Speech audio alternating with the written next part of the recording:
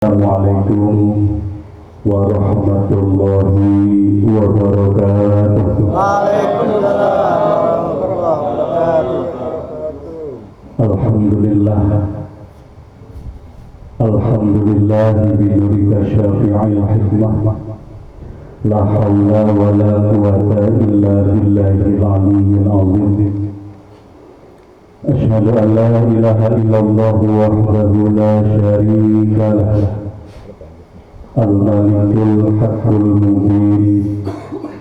Wa asyhadu anna Muhammadan abduhu wa rasuluhu la nabiyya ba'dah. Shadiqul wa'dil amin. Yahdikumullah kalamullah la ilaha illallah Muhammadur Rasulullah. Ya Sayyidal Barakah ya Imamal Karamah.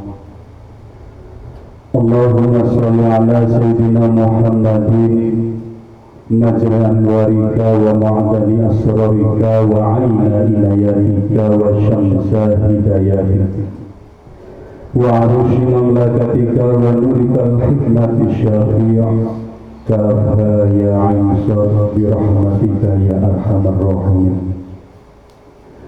Allahumma salli ala Sayyidina Muhammadin wa ala ali Sayyidina Muhammadin imamil yaqin imamis salamah khataman nabiyyin la nabiyya ba'dah amma ba'd. Ila hadratil muhtaramun, para alim, para ulama, para kiai, para sesepuh, para tokoh agama, tokoh masyarakat rahimakumullah.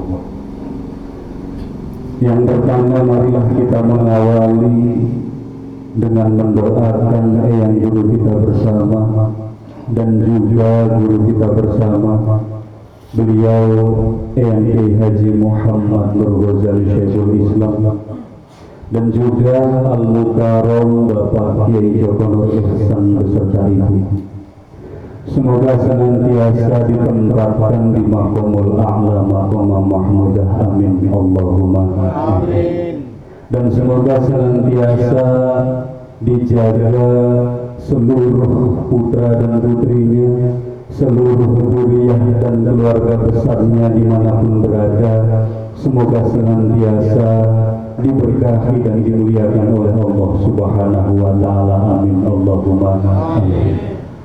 Al-Fatihah. A'udzu billahi minasyaitonir rajim. Bismillahirrahmanirrahim. Alhamdulillahirabbil alamin arrahmanir rahim maliki yaumiddin. Iyyaka na'budu wa iyyaka nasta'in ihdinas siratal mustaqim.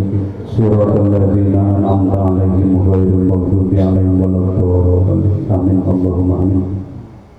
Yang kita hormati bersama, orang tua kita bersama, guru kita bersama, pembimbing serta pengasuh lahir dan batin kita, beliau Al-Mukarram Bapak Kiai Muhammad Nur Huda beserta keluarganya, semoga senantiasa dijaga kesehatannya lahir dan batin oleh Allah Subhanahu wa ta'ala, diberkahi dan dimudahkan segala urusan beliau fitri wa dunya hatta akhirah, amin Allahumma amin. Al-Fatihah. A'udzu billahi minasyaitonir rajim. Bismillahirrahmanirrahim. Alhamdulillahirabbil alamin arrahmanir rahim maliki yaumiddin. Iyyaka na'budu wa iyyaka nasta'in ihdinas siratal mustaqim.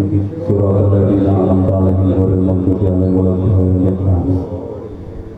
Yang kita hormati bersama, zuriyah guru-guru kita bersama, beliau Al-Mukarram Afinal Karim Kustoha Sabili Al-Jazuli, dan juga Gus Majid Danur Ilmi Al-Ghazali, dan juga Gus Ahsan Bashar Al-Amin, dan juga Gus Hamid Nur Syahid Al-Hudayah. Semoga seluruh zuriyah orang tua kita bersama dimanapun berada, semoga senantiasa dijaga lahir batinnya oleh Allah, diberikan kekuatan lahir dan batin untuk meneruskan perjuangan guru kita bersama sampai akhir hayat, amin Allahumma amin. Hadirin saudara-saudaraku yang dimuliakan Allah, yang kami muliakan. Yang pertama dan paling utama, marilah kita awali pengajian di malam hari ini dengan berterima kasih, menghaturkan rasa syukur kepada Allah Subhanahu wa Ta'ala. Alhamdulillah bahwa segala puja dan puji hanya miliknya Allah Subhanahu wa Ta'ala, sehingga yang paling pantas mendapatkan pujian, yang paling pantas menyandang pujian adalah hanyalah Allah Subhanahu wa Ta'ala. Maka di malam hari ini marilah kita awali dengan bersyukur kepada Allah atas segala nikmat dan karunia yang Allah berikan. Kenikmatan dari Allah Subhanahu wa Ta'ala berupa iman dan Islam, kenikmatan zahir dan batin, kenikmatan kesempatan kita bisa hadir di malam hari ini, semua ini adalah tidak terlepas dari karunia dan fadl dari Allah Subhanahu wa Ta'ala. Maka bukan hanya di acara pengajian hari ini, malam hari ini, tetapi di setiap acara apapun syukur menjadi muqaddimah. Bahkan di buku-buku, di kitab-kitab manapun, rasa syukur kepada Allah menjadi awal. Maka marilah kita awali setiap kita awali setiap kegiatan yang kita lakukan dalam hidup ini, mengawalinya dengan berterima kasih kepada Allah Subhanahu wa Ta'ala. Sebab yang paling pantas kita berterima kasih hanyalah kepada Allah. Allah Subhanahu wa Ta'ala berfirman dalam surat Ar-Rahman, berkali-kali Allah berfirman, fa bi ayyi ala'i rabbikuma tukadziban. Maka nikmat mana lagi yang engkau dustakan wahai manusia, kata Allah. Berkali-kali Allah berfirman bahwa kita sebagai manusia berarti seringkali berdusta kepada Allah Subhanahu wa Ta'ala. Seringkali rasa syukur kita ini terlepas. Seringkali kita lupa berterima kasih kepada Allah. Kalau diberikan hal-hal yang menyenangkan hati dan pikiran kita, kita baru berterima kasih kepada Allah. Sedangkan manakala masalah demi masalah hadir, kesedihan dan kekecewaan dalam hidup hadir, seolah-olah satu penderitaan menjadikan hati kita tertutup untuk memandang ribuan nikmat Allah yang lebih. Sampai-sampai Allah menawarkan kepada kita, la in syakartum la azidannakum wa la in kafartum inna 'adzabi lasyadid. Kita sudah diberikan Allah nikmat tanpa kita meminta, Allah memberikannya tanpa pernah terputus dalam kehidupan kita. Itu pun Allah masih menawarkan, kalau kita mau bersyukur, nikmatnya masih akan ditambah oleh Allah Subhanahu wa Ta'ala. Maka kenikmatan yang paling tinggi disebutkan dalam Al-Quran. Dalam Al-Quran diceritakan tentang kenikmatan-kenikmatan di dalam surga. Akan tetapi kenikmatan yang paling tinggi disebutkan dalam Al-Quran di dalam surga, kenikmatan tertinggi adalah bertemunya kita dengan Allah Subhanahu wa Ta'ala.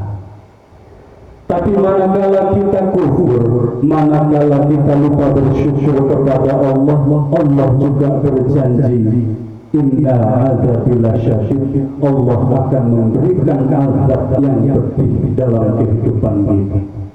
Apa azab yang paling pedih dalam kehidupan kita? Azab yang paling pedih bukan susahnya ekonomi, bukan susahnya masalah yang sedang kita hadapi, tapi sejatinya azab yang paling pedih dari Allah adalah khatamallahu ala qulubihim wa ala sam'ihim wa ala absarihim ghishawah wa lahum adzabun alim.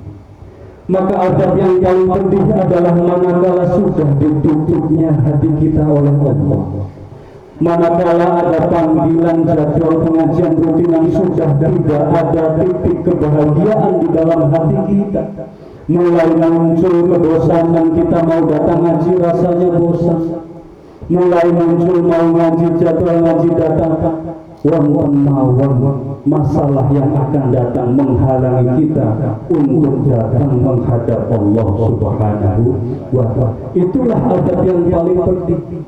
Manakala hati kita sudah ditutup oleh Allah, kita sholat masih sholat, zikir masih zikir, tapi kita tidak terasa iri dengki, rasa benci suudzon terhadap orang lain, ternyata masih kita simpan di dalam hati kita.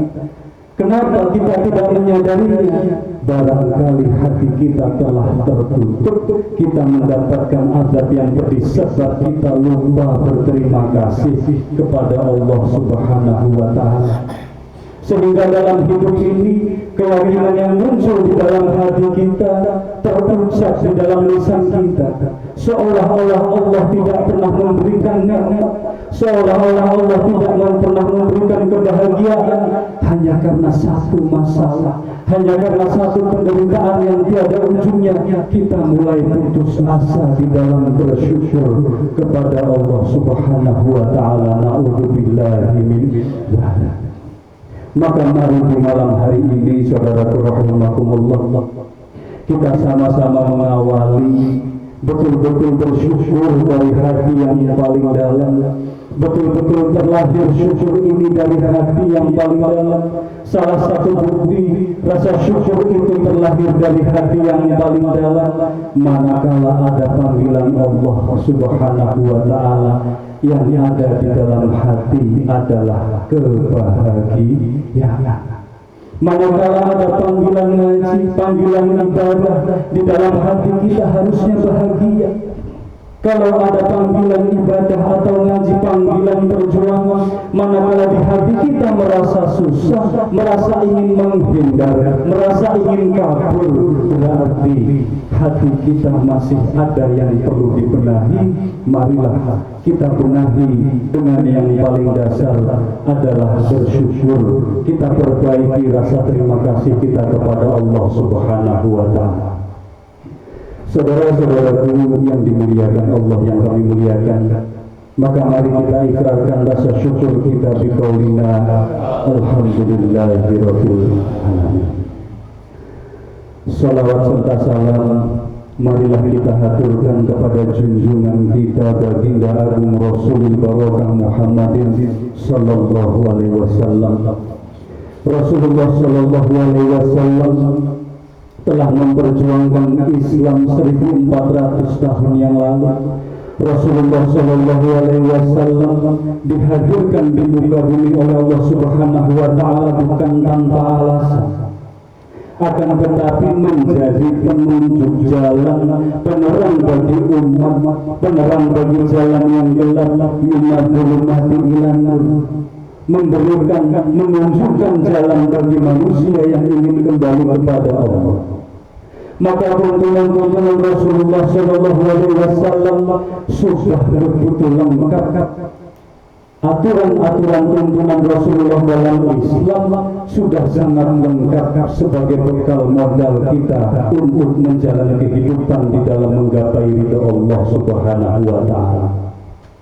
Maka disinilah seharusnya kita menyadari bahwa betapa pentingnya kita ngaji, betapa pentingnya kita hadir di majelis taklim untuk thalabul ilmi, belajar tentang al-Islam lebih dalam, supaya dalam hidup kita tahu aturan, supaya dalam hidup ini kita mengerti bagaimana harus menjalani hidup yang baik dan benar sesuai tuntunan Rasulullah sallallahu alaihi wasallam. Maka ajaran Islam tidak pernah berubah, tuntunan Rasulullah sallallahu alaihi wasallam tidak pernah berubah. Yang mulai berubah dan bergeser adalah pemahaman manusia di akhir zaman. Memahami Islam, memahami kesuksesan saja sudah salah dalam memahami kesuksesan. Sebab manusia di akhir zaman sekarang menandai kesuksesan bukan lagi dengan takwa, tetapi menandai kesuksesan adalah dengan pencapaian dalam hidup, derajat sosial yang tinggi, harta benda yang melimpah, kerja yang enak, hidup yang enak. Itulah pemahaman manusia di akhir zaman. Padahal kesuksesan bukan itu. Allah Subhanahu wa Ta'ala memberikan arahan tuntunan. Rasulullah sallallahu alaihi wasallam memberikan tuntunan, innallaha la yanzuru ila suwarikum wa amwalikum walakin yanzuru ila qulubikum wa a'malikum. Bahwa yang dilihat oleh Allah itu bukan suarikum, bukan bentuk kita bagaimana, baik bentuk rupa kita dari mana seperti apa. Allah Subhanahu wa Ta'ala tidak memandang profesi pekerjaan kita seperti apa. Allah Subhanahu wa Ta'ala tidak memandang kita dari latar keluarga yang seperti apa, latar belakang kehidupan seperti apa. Asalkan ada niat di dalam hati untuk mendekatkan diri kepada Allah, Allah tidak melihat itu semua. Yang Allah lihat adalah hati dan amal perbuatan kita. Maka yang harus kita perbaiki betul dan saat ini adalah dimulai dari hati kita, lalu perbuatan kita, amal kita, supaya mengikuti tuntunan Rasulullah Sallallahu Alaihi Wasallam. Semoga kita yang hadir malam hari ini diberikan kekuatan oleh Allah Subhanahu Wa Taala untuk mengikuti tuntunan Rasulullah Sallallahu Alaihi Wasallam. Amin Allahumma amin. Hadirin saudaraku yang dimuliakan Allah, yang kami muliakan, alhamdulillahirabbil alamin. Malam hari ini malam pengajian lapanan pembukaan Majelis Taklim di At-Tadhkir Kaliaren, Kalinongko, Desa Taruman. Pengajian malam Ahad pun malam hari ini adalah pengajian pembukaan. Maka marilah di malam hari ini kita buka, kita awali dengan kembali menata niat dan etikat kita, bahwa sebetulnya kita menganggap sepenting apakah kita datang ke majelis taklim, sepenting apakah kita datang bukan hanya sebagai rutinitas dan formalitas. Akan tetapi marilah kita jadikan pengajian pembukaan ini untuk mengawali menata kembali niat dan etikat kita. Sebab mudah sekali niat dan etikat kita ini bergeser. Di depan tadi sedikit disampaikan oleh Sohibul Bait mengingatkan kepada kita tentang bagaimana menjaga niat dan etikat. Sebab salah setunggalipun penyakit kula dengan sami ngaos niku, kalau sudah kita mulai merasakan bosan, kalau kita datang ke majelis taklim niku mulai bosan, berarti ada yang tidak beres dengan hati dan niat kita. Sebab kalau niat kita datang ke taklim betul-betul ingin menghadapkan hati kita kepada Allah, ini wajhatu wajhiya lillazi fataras samawati wal ardh. Kalau niat dan etikat kita jelas menghadapkan hati kita kepada Allah, yakin Pak, yang tumbuh, yang muncul di dalam hati adalah kebahagiaan. Walaupun satu hari kita sudah lelah melakukan kegiatan bekerja, dagang, usaha, sawah dan lain sebagainya, walaupun pikiran kita masih banyak tanggung jawab yang harus diselesaikan, tapi yakin manakala niat itu lebih kuat, niat itu mengalahkan itu semua, rasa lelah akan mulai hilang. Masalah yang kita hadapi kita letakkan sejenak. Sebab di majelis taklim kita diajak bermunajat bersama oleh orang tua kita, guru kita bersama, betul-betul menghadapkan hati kita kepada Allah Subhanahu wa Ta'ala. Maka perjuangan kita di akhir zaman, kalau kita mau mengintrospeksi diri sejenak, mengevaluasi sejenak, bahwa perjuangan kita itu sebetulnya sudah bukan lagi harus mengangkat pedang seperti zamannya Rasulullah, sudah tidak harus menumpahkan darah di medan perang, Tapi perjuangan kita adalah tinggal bersungguh-sungguh mengikuti tuntunan-tuntunan Rasulullah Shallallahu Alaihi Wasallam. Di mana kita bisa menemukan tuntunan Rasulullah? Salah satu galipun yang paling penting adalah kita datang ke majelis taklim. Maka perjuangan kita sudah tidak lagi harus mengorbankan nyawa. Sebetulnya kalau kita mau bertafakur, salah satu dari contoh itu, kalau kita sedang berpikir ngantuk, tinggal ambil air wudhu, tinggal berdiri ambil air wudhu, itu tidak berat. Sebab kita sedang menghadap Allah, kita menghadap Pak Lurah, menghadap Pak Camat mawon, begitu sopan, kita begitu takut salah ngomong. Lalu kita diajak orang tua kita, guru kita untuk menghadapkan hati kita, menghadapkan, memperbaiki rasa kita kepada Allah.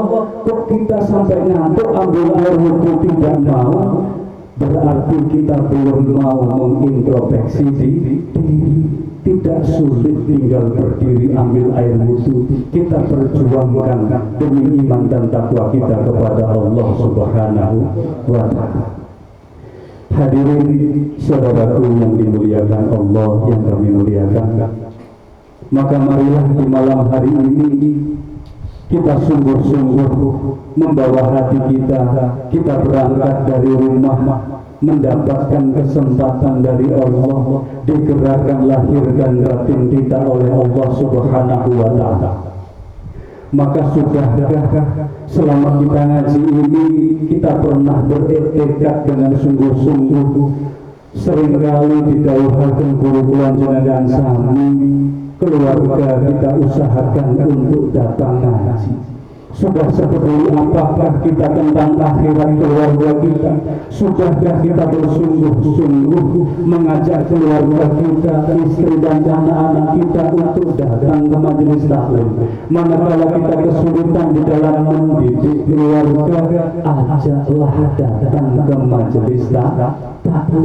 Entah bagaimanapun cara kita memohon kepada Allah, kita berikhtiar dengan strategi kita, bagaimana keluarga kita ajak ngaji, anak-anak kita, menantu kita, cucu-cucu kita, bagaimana kita ajak datang ke majelis taklim. Sudah berapa orangkah yang kita ajak datang untuk ke majelis taklim, untuk bertolabul ilmi, bersama-sama menggapai ridha Allah Subhanahu wa Ta'ala. Kalau kita bisa mengajak keluarga kita dalam hal lain, dalam hal-hal yang selain menuju Allah, kita bisa, kita perjuangkan. Tapi sudahkah dalam hal menuju ridha Allah ini kita sepeduli itu? Kalau belum, marilah Pak, begitu pentingnya kita datang ngaji, begitu pentingnya munajat.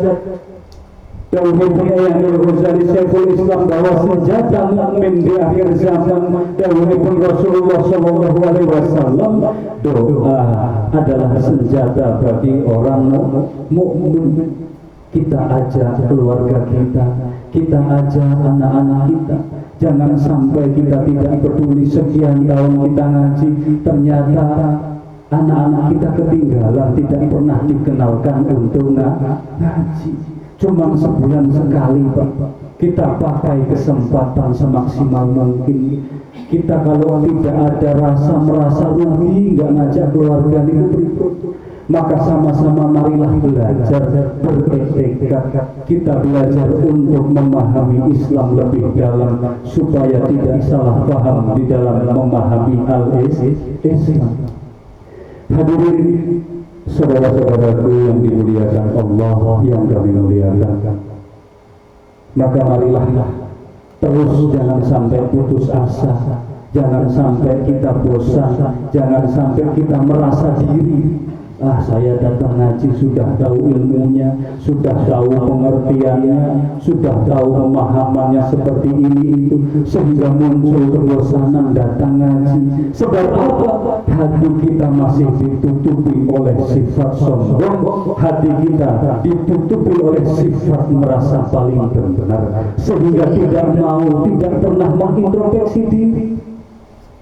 kalau kita sibuk untuk mengintrospeksi diri, kalau kita sibuk untuk mencari kekurangan kita, yakin Pak, tidak akan sempat sedikit pun kita mencari dan mengoreksi kesalahan dan aib orang lain. Maka disitulah kebahagiaan akan muncul. Sebab ia mulai sibuk bagaimana membangkitkan hatinya, iman dan takwanya kepada Allah Subhanahu wa Ta'ala.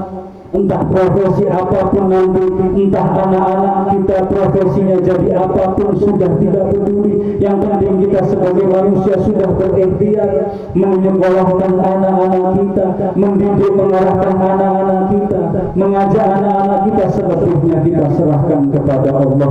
Kita daftarkan anak-anak kita di hadapan Allah supaya menjadi anak-anak yang bertakwa di hadapan Allah Subhanahu wa Ta'ala. Amin Allahumma amin. Sebab hal itu yang sudah mulai dilupakan oleh orang-orang tua di akhir zaman. Kalau anaknya sukses, kerjanya enak, harta bendanya banyak, pencapaiannya tinggi, itu bangganya minta ampun. Akan tetapi sudahkah manakala anak-anak kita ini sergap ngaji, sergap jaga sholat, kebanggaan.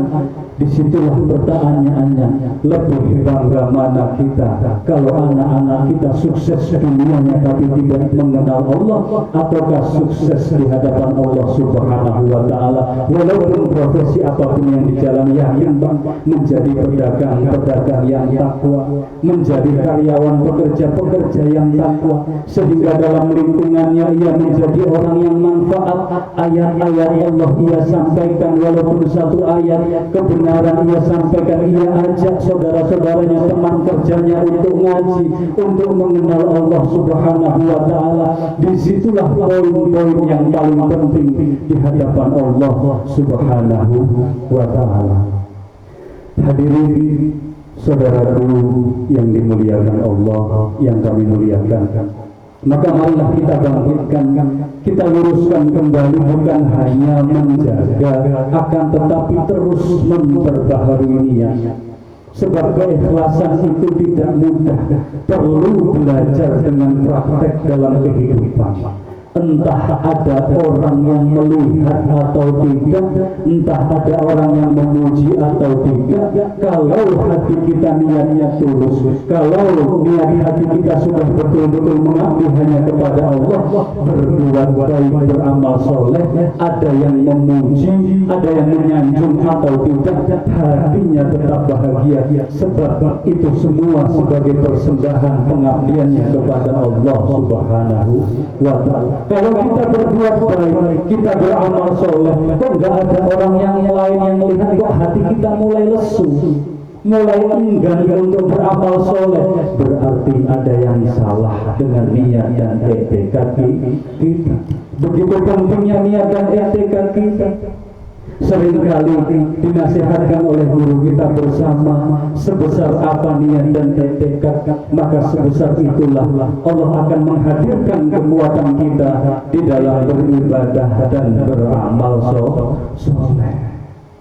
Hadirin yang dimuliakan Allah, yang kami muliakan, Rasulullah SAW bersabda, Inna fil jasadi mudghah, bahwa di dalam jasad kita ada segumpal daging. Dawuh Rasulullah SAW, idza salahal jasadu kulluhu wa idza fasadal jasadu kulluhu, yaitu wahya qalbun, adalah hati. Rasulullah SAW bersabda, Rasulullah memberikan sebuah nasihat yang begitu penting, bahwa di dalam tubuh manusia ada segumpal daging. Kalau itu baik, seluruh perbuatannya akan baik. Kalau di dalam segumpal daging itu buruk, maka seluruh perbuatannya, ucapannya, ruh, rasa, hati, akal, jiwa dan raganya akan buruk, yaitu adalah hati. Maka marilah di malam hari ini kita introspeksi, kita berbenah untuk menjaga hati kita. Sebab hati adalah menjadi pusat kendali di dalam kehidupan kita. Sudah sepeduli apakah kita tentang apa yang berseliweran terbesit keluar masuk di dalam hati kita? Sudahkah kita peduli? Sebab itu menentukan perbuatan kita dan ucapan kita dalam kehidupan ini. Saudara-saudaraku yang dimuliakan Allah, yang kami muliakan, maka yang paling dasar di majelis taklim at-tadhkir kali ini kita diajak oleh guru kita bersama untuk sama-sama belajar mengingat apa? Mengingat bagaimana hati kita ini bukan hanya saat ngaji, tapi saat dalam kehidupan, dalam kegiatan apapun, berusaha kita untuk senantiasa ingat kepada Allah Subhanahu wa Ta'ala. Apapun yang terbesit dalam hati kita, sepeduli apakah kita. Begitu muncul ucapan kawan kita, saudara kita, yang kadang-kadang mungkin tidak mengenakan di dalam hati kita, disitulah bagaimana kita belajar untuk memaafkan, untuk menerimanya, untuk mengalah, mendoakan dengan doa-doa yang baik. Lah kalau terbesit di dalam hati ini rasa amarah, rasa iri dengki benci terhadap orang lain, kalau kita sudah tidak mulai peduli terhadap apapun yang terbesit di dalam hati kita, sehingga akhirnya kita biarkan, tidak mau kita benahi. Seperti halnya kendaraan mawar. Kalau motor kita ini kayaknya ada suara yang nggak pas, ada rasa di motor ini yang nggak enak, ini bukan kita cari. Kalau ketemu penyakitnya kita bawa ke bengkel, kita perbaiki. Lah bagaimana kita mau memperbaiki hati kita sedangkan kita koreksi diri saja tidak pernah. Kita memperbaiki hati saja sudah tidak peduli, amarahnya diumbar sehingga menjadi ucapan yang tidak mengenakan, rasa bencinya, asumsi buruknya terhadap orang lain dibiarkan, sehingga ucapannya juga tidak baik, perbuatannya juga tidak baik, sebab tidak pernah peduli terhadap apa kerusakan yang terjadi terbesit di dalam hati kita. Sebab ini sangat menentukan bagaimana perbuatan dan ucapan kita, langkah kita dalam kehidupan ini. Maka marilah di malam pembukaan ini kita buka sama-sama hati dan rasa kita untuk sama-sama belajar legowo memperbaiki diri, ikhlas menghadap Allah Subhanahu wa Ta'ala. Maka marilah kita paksa hati kita. Walaupun kita merasa paling benar, walaupun di dalam hati ini kita tidak merasa bersalah terhadap siapapun, tetapi marilah sama-sama belajar, kita paksa hati kita. Paksa untuk apa? Paksa ketika menghadap Allah Subhanahu wa Ta'ala untuk mengakui bahwa la ilaha illa anta subhanaka inni kuntu minadh dhalimin. Walaupun kita dalam satu hari tidak pernah menyakiti orang lain dengan ucapan kita, walaupun kita sehari tidak merasa perbuatan kita tidak pernah merugikan orang lain, akan tetapi untuk melatih hati dan rasa kita, paksa hati kita tunduk di hadapan Allah supaya kita tetap merasa bahwa yang paling suci hanyalah Allah. Kita hamba yang hidup. Ya Allah, Engkau yang paling suci, aku yang hidup. Engkau yang paling alim, Engkau yang paling mengetahui di mana letak kesalahanku, ya Allah. Engkau yang paling maha dikdaya dan perkasa, ya Allah. Aku hanya hamba-Mu, ya Allah. Tolong aku, ya Allah. Dan ini harus belajar sama-sama. Kita memaksa hati kita ketika kita sedang menghadap Allah Subhanahu wa Ta'ala. Maka dalam hidup ini bersyukurlah kita dikaruniakan oleh Allah Subhanahu wa Ta'ala punya kesempatan untuk hadir di majelis taklim 18 sekali, 1 minggu sekali. Harusnya kita bersyukur kepada Allah, sebab di tengah kehidupan kita yang sedang kacau, di tengah kehidupan yang kita jalani dengan hati yang penuh keraguan, Allah menakdirkan kita 18 sekali kita punya kesempatan untuk memperbaiki iman dan takwa kita, memperbaiki hati dan rasa kita. Kita datang ke majelis taklim bukan hanya kita jadikan rutinitas dan formalitas, tapi marilah betul-betul kita datang ke majelis taklim untuk sama-sama thalabul ilmi. Bahwa perintah Rasulullah SAW Talabul ilmi faridatun ala kulli muslimin wal muslimat minal mahdi ila lahdi. Walaupun kita sudah tidak duduk di bangku kelas, tetapi perintah Rasulullah dari lahir sampai mati kita harus tetap belajar. Tidak peduli umur kita sudah 30-40, terus belajar. Sebab hanya orang-orang yang mau belajar yang mempunyai kesempatan untuk memperbaiki diri, memperbaiki hatinya di hadapan Allah Subhanahu wa taala. Hadirin saudara-saudaraku yang dimuliakan Allah, yang kami muliakan. Semoga di malam hari ini kita bersama yang hadir malam hari ini betul-betul mendapatkan maghfirah, hidayah, keberkahan dan syafaat dari Allah Subhanahu wa taala. Semoga kita yang hadir malam hari ini mendapat kekuatan lahir dan batin untuk kembali bersemangat di dalam membangkitkan iman dan takwa kita semata-mata demi ridha Allah Subhanahu wa taala. Amin Allahumma amin. Al-Fatihah. A'udzu billahi minasyaitonir rajim. Bismillahirrahmanirrahim. Alhamdulillahirabbil alamin arrahmanir rahim maliki yaumiddin.